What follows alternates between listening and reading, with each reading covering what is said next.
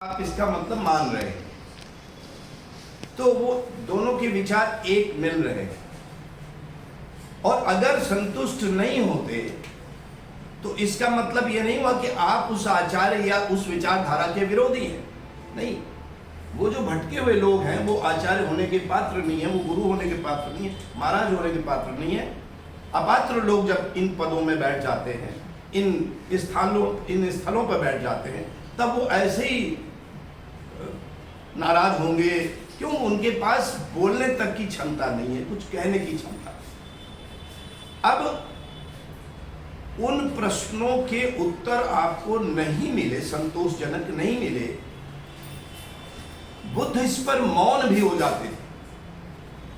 बुद्ध के 10 ऐसे प्रश्न होते थे जो आत्मा परमात्मा पर और माया और उन पर खास होते थे। वो प्रश्न उनके उत्तर नहीं देते।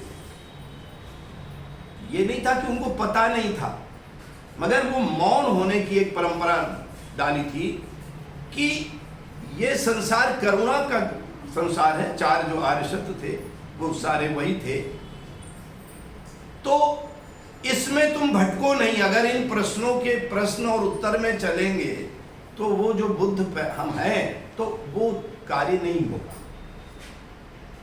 लेकिन मैं कहता हूं कि मैं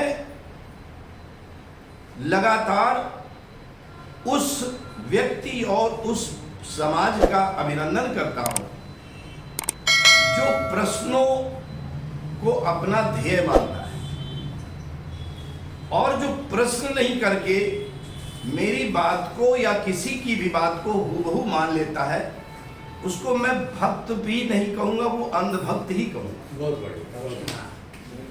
और मैं अंधभक्त भी नहीं कहूंगा, वो महामूर्ख कहूंगा। बहुत बढ़िया। उसको मैं महामूर्ख से भी ज्यादा कहूंगा, वो पापी है, वो धर्म के नाम पर पाप करता है। कैसे? इस जगह आग जल रही है और आपका बच्चा अभी साल भर का छोटा सा बच्चा, उसको अभी ये पता नहीं कि आग होती क्या है, और वो हाथ बढ़ा रहा है आपकी तरफ। उसका माँ को पता है, घर के सदस्य को पता है कि आग में तो जल जाएगा। अब अगर वो बोलना सीख गया है तो वो कुछ ना कुछ कहेगा कि कैसे जल जाए, मैं क्यों कहूं, तो उत्तर देना पड़ेगा, उत्तर खोजने पड़ेगा। अगर आपके पास नहीं है तो भी उत्तर, ये जिम्मेदारी हमारी भी है और आपकी भी है। ये नहीं कि कोई आचार्य है तो केवल उसी की जिम्मेदारी है। आचार्य तो एक परंपरा है, क्योंकि वो भी कुछ विशिष्ट स्थिति में पहुंच गया है, इसलिए वो परंपरा का वाहक हो गया है। मगर वो साधक कल को वो भी आचार्य होगा, तो वो दोनों की परंपरा में प्रश्न उत्तर बहुत महत्वपूर्ण है।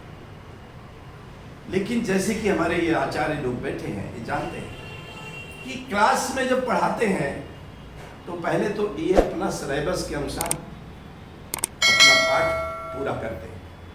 प्रश्नों की उत्पत्ति तब विद्यार्थी चालू करते हैं, और इनको भी जो होशियार आचार्य है वो जानता है, इनको वही विद्यार्थी पसंद आते हैं जो प्रश्न करते हैं, उनसे बड़े खुश रहते हैं। वही विद्वान विद्यार्थी इनके बहुत ही परम शिष्य होते हैं, और जो बेवकूफ टाइप के होते हैं उनको तो ये किसी तरह ढोते हैं कि अरे चलो पास हो गया, नहीं होगा, इसके तो दिमाग में कुछ प्रश्न ही नहीं पैदा होंगे, तो विषय आगे बढ़ेगा कैसे। तो आपने प्रश्न की बात की थी, तो मैं भूमिका स्वरूप कहूँ कि पहले मैं कुछ अपने बारे में कहूँगा, कुछ धर्म के बारे में कुछ कहूँगा, कुछ विज्ञान में धर्म के बारे में कहूँगा, और छोटी छोटी चीज़ों से कहता हुआ विराम लूँगा। क्योंकि ये गोष्ठी है, और इसलिए गोष्ठी है कि खिचड़ी साहब बौद्धिक आश्रम के पश्चिमी उत्तर प्रदेश और दिल्ली एनसीआर के स्तंभ बन चुके हैं। इन पर बहुत उत्तरदायित्व तो हम डालने वाले हैं, तो इनका मजबूत होना बहुत ही आवश्यक है। तो आज का भी कार्यक्रम मैंने अपनी ओर से कहा था कि मैं आपके घर आऊं। ये मेरा कार्यक्रम केवल आपके घर में आने का था। इन्होंने कहा हम और बुला लेते, तो हमने कहा वो तो मेरे सभी लोग अंतरंग ही हैं, तो उनको बुलाएंगे तो बहुत अच्छा लगेगा। तो शुरुआत ऐसे हुई थी। बहुत ही 2 वर्ष पहले मैंने उस समय शुरू में चर्चा में बताया था कि जब मैं आध्यात्मिक क्षेत्र में प्रविष्ट हुआ, राजनीति में बड़े पदों पर था, एक प्रवक्ता के रूप में पार्टी के ज़्यादा। अभी एक हमारे परिवार के राकेश सचान उत्तर प्रदेश सरकार में कैबिनेट मिनिस्टर हुए, नाम सुना होगा शायद, खादी ग्राम उद्योग मंत्री, और जो मुझे जानने वाले लोग थे बहुत पीछे पड़े रहे कि आपको तो उस समय 2014 में 13 में जब रिटायर हुए थे तभी भी बहुत आसान था कि मंत्री बन जाते, सांसद बन जाते, और अब तो धर्माचार्य है तो आपके लिए तो बीजेपी जैसे लोग बैठे हुए हैं कि आपके स्वागत के लिए तो परम स्वागत, बाकी का स्वागत होता है, आपका तो परम स्वागत, तो आप मंत्री बन जाते। लेकिन ये इस प्रश्न ही तो है। मेरा उत्तर मन ही मन, इसको किसी को उत्तर देने का कोई जरूरत नहीं थी, मुझे मन ही मन उत्तर देना था कि क्या मेरा जन्म इसीलिए हुआ है कि मैं अधिकारी बना था। पहले ही प्रयास में मैं पीसीएस अफसर हुआ था 77, फर्स्ट अटेम्प्ट, फिर मैं मंत्री बन जाऊं, फिर नेता बन जाऊं, फिर इतिश्री हो जाए। तो कभी एक मैंने शेर कहा था, क्या जन्म है ये इसलिए, ये जन्म है कि ये किस लिए, क्या एक क्षण सोचा कभी। आपसे कह रहा,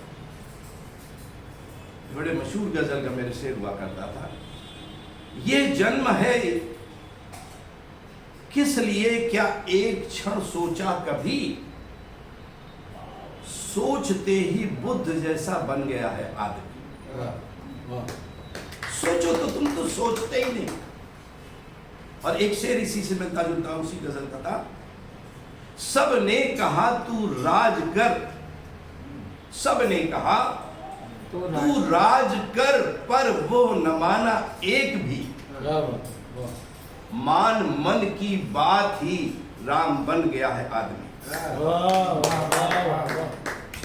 तो मैंने मन की बात माननी चाहिए, तो मुझे लगा कि नहीं, मेरा जो अवशेष जीवन है उसमें समाज को बहुत आवश्यकता है कि अध्यात्म के क्षेत्र में मैं प्रवेश करूं। तो 2 साल पहले गुरु पूर्णिमा को मैंने प्रवेश किया, और यही मैं आरंभ में एक इसलिए बहुत जरूरी है कि आप हमारे प्रतिनिधि होंगे आश्रम के। मैं आप में वो रूप देखता हूं जो कभी बुद्ध ने 5 लोगों को उपदेश दिया सारनाथ। फिर मैं क्या प्रश्न करूं कि क्या उन्होंने पहला उपदेश भीड़ को दिया था। गुरु गोविंद सिंह ने 5 प्यारे बनाए थे, क्या उन्होंने एक मेले को अपने प्यारा बना लिया था? नहीं। तो व्यक्तियों की भीड़ उतनी आवश्यक नहीं होती है जितनी कि व्यक्तियों का मानसिक स्तर आवश्यक। तो आप मोदी नगर में हमारे विचारधारा के मिशन के प्रतिनिधि होंगे, क्योंकि आप उस स्तर के विद्वान हैं। अब आपको शंका होगी और उसका निवारण मैं न करूं तो मिशन चल ही नहीं सकता है, वो तो खत्म हो गया। फिर तो घंटा घड़ियाल बजाने वाले आश्रम लोगों ने खोल रखे हैं। धाम से भी काम नहीं चलता तो धाम के आगे वो सरकार लगा देते। मैं कहा करता हूं कि ये तो राजनीति सरकार लगाया करती है, मगर तुमने तो धामों में सरकार नाम आगे रखा, तुम्हारा मन भर नहीं रहा, तुम राजनीति ही कर रहे हो धर्म के आधार, तुम धर्म का तो आधागा नहीं जानते। तो मैं धर्म को, जो पूरे खास रूप से हिंदुओं में, मुसलमानों में भी है, भक्ति मार्ग को ऐसे धर्म मानते हैं जैसे भक्ति मार्ग ही धर्म है। अभी मेरे कई चैनल में इंटरव्यू आ रहा था, उसमें एक प्रश्नकर्ता ने कहा कि साहब आप भक्ति मार्ग को अपने उसमें आश्रम में बहुत नीचे स्थान पर ले आते हैं और कर्म मार्ग और ज्ञान मार्ग को ही आप लेकर चल रहे हैं, तो फिर धर्म कैसे होगा? अगर भक्ति नहीं है तो धर्म होगा कैसे? ये बड़ा प्रश्न है। ऐसा वातावरण हमने बना दिया है, और दो लोगों ने बहुत बड़ा बनाया, एक मुस्लिम ने और एक हिंदू ने। बाकी सिखों ने उतना नहीं बनाया है। उनके लंगर में असली धर्म देखना हो तो उनका लंगर हो, और उनकी पुस्तक है वो ज्ञान मार्ग, बस खत्म हो। लेकिन यहां तो भक्ति भक्ति और भक्ति,